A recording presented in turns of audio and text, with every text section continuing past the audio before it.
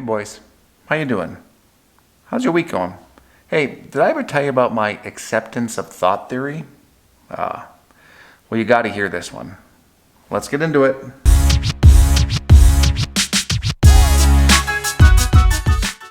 So the acceptance of thought theory essentially states that you have to be the one who determines what thoughts you're going to accept into your brain. There's a lot of misinformation out there, and you're going to have to be the one to comb through it and figure out what's true and what's not. We can see this now. Currently, you see it in everyday life. There are sites like this that are just a breeding ground of nonsense.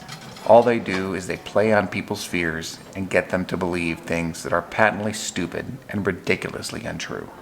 But we're seeing a rise of it right now. Conspiracy theories are now mainstream, and candidates who run on conspiracy theories are now getting into Congress.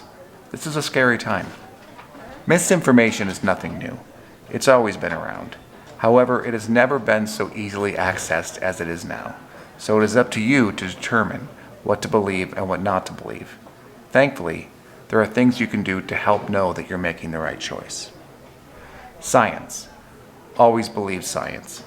They have no imperative to lie to you. There's no reason for them to lie to you.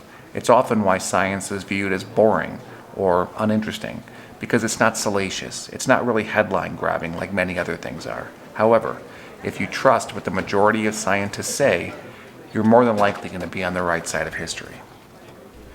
As we're going through a global pandemic, it is fair to say that our country is doing the worst. Out of any nation, we have the most cases and the most deaths. And there's a lot of misinformation that has led to this. And it's not just limited to one party. It's important to understand this. On one side, they want you to believe that we're in the shape we're in because of our current president. Now, I'll admit, he's a moron. He's not qualified to manage a lemonade stand, much less a global superpower. However, we can't blame this all on him. Let's be fair about this. If President Obama, who I love, was still in office and told the whole country that in order to keep ourselves safe, we have to wear masks and socially distance, 40% at a minimum would not do it just because he was telling them to do it. On the other side, America is very unique because it seems like when crisis hits, we all try to portray this "we're all in this together" mantra. However, we're not all in this together. Let me explain. Back in 2008, there was a huge financial crisis that crashed the housing market.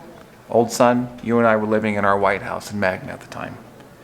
What happened was a bunch of banks pulled a bunch of shady stuff and it crashed the entire market.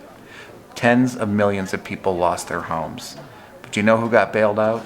The banks. Nobody who lost their home got a bailout. It just left tens of millions homeless. It took years to recover from that. And one thing that was very evident was we are not all in this together. The same thing applies today with this pandemic. Tens of millions lost their jobs due to this pandemic. Those jobs may never come back, and these jobs are in the service industry. So while these corporate companies send out emails and letters trying to pander to their customer base saying, hey, we're all in this together, we're not all in this together. We can't be all in this together when our entire economic structure is based upon, hey man, you better get yours, you're in it for yourself, which it is. Now there are many great things about capitalism, and I do like capitalism, but the one thing you can say about capitalism is it creates an environment where it's very clear that nobody is all in it together. We're all in it for ourselves, trying to get ours. And so when a global pandemic hits and a government or a corporation or even a society tries to convince the mass public that we are all in this together, it falls flat when all the evidence is to the contrary. This pandemic will play out like every other disaster. If you're affluent enough, you'll be fine. If you're not, you won't be fine. Just like the housing crisis and just like this pandemic, it will always affect the least of us. It is in environments like this that misinformation begins to soar. Again, I don't like this guy. I think he is incapable. I think he is a moron. However, you cannot blame this entire thing on him. In fact, one credit to this guy is that he kept around this guy. This is Dr. Fauci. Smart people would have listened to Dr. Fauci from the beginning. However, there was a lot of misinformation going around the internet telling people that it was a fraud, that it was a lie, that it was a plandemic. This misinformation soared, and it became mainstream. When you couple misinformation with an environment that tells you that you're only in it for yourself, and you're living on a base-to-base survival guide, you're going to have problems, and that's what we're seeing now. So as you go through life, you will hear lots of misinformation. It is up to you to sift through it. One theory of thought is that companies should censor misinformation. I don't agree with this. Either it's all okay or none of it's okay. It is up to us as individuals to figure out what is nonsense and what is not. That's why we were given brains. That's why we were given critical thinking skills. It is up to us to develop those critical thinking skills and find the truth. In fact, not long after the pandemic began, these chuckleheads right here went on air telling people that it was all a lie, it was all made up, it was a Democrat hoax. Now you can blame them for the deaths of a lot of people. However, a smart person would understand that they don't actually believe any of the stuff they say. They just say it to be salacious, to be controversial, to get, like I said before, clicks and views, which generates revenue. Scientists have been telling us for years that climate change is a disaster, and it is. We see the effects of it every single year. Right now, the entire western half of the United States is on fire as a result of climate change, and there are still people who won't believe it. It is up to you to sift through the information and rely on the science. Again, I can't stress this enough. If you trust the scientists, you will be on the right side of history.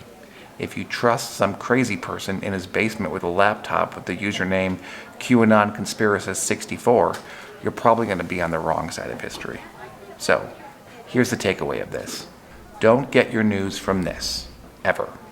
Ever. Use your critical thinking skills when you're getting the news from this, because again, they have a profit motive. But lend credibility and investigate what these people say, because they are generally right the vast majority of the time. Remember, boys, it is up to you to decide what you accept in your brain. It is up to you to sift through it and find the truth. Anyway, boys, that's my theory. You got to come up with your own. And as always, I love you, I'm proud of you, and I think you're wonderful. We'll see you next week.